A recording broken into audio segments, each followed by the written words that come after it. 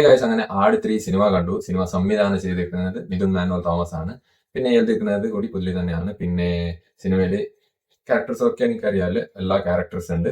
പിന്നെ സിനിമയിലെ പെർഫോമൻസിനെ കുറിച്ച് പറയാം, എല്ലാവരും കുറച്ച് ക്യാരക്ടറിന് അടിപൊളിയായിട്ട് ചെയ്തിട്ടുണ്ട്. ഏറ്റവും ഇഷ്ടപ്പെട്ടത് ഇവരുടെ ക്യാരക്ടർ എൻട്രി, പിന്നെ ഇൻട്രോ സീനൊക്കെ എടുത്തിരിക്കുന്ന ഷോർട്സ് ഒക്കെ ഒരു രക്ഷയില്ല, കിഡിലനായിട്ടുണ്ടായി.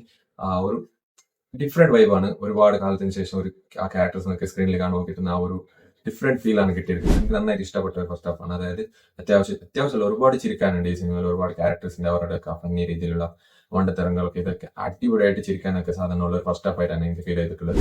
പിന്നെ ഒരു കിഡിലൻ ഫൺ റൈഡ് വേണമെങ്കിൽ പറയാം. അതായത് ഫൺ ഫീൽ ചെയ്ത ഒരു കിഡിലൻ റൈഡാണ് ഈ സിനിമ. അതായത് ഈ പാസ്റ്റ് പ്രസന്റിനൊക്കെ ബ്ലെൻഡ് ചെയ്തിരിക്കുന്ന ഒരു കിഡിലൻ സിനിമ ആയിട്ടാണ് എനിക്ക് ഫീൽ ചെയ്തത്. എന്റെ പേഴ്സണൽ ഒപ്പീനിയൻ ആണ്.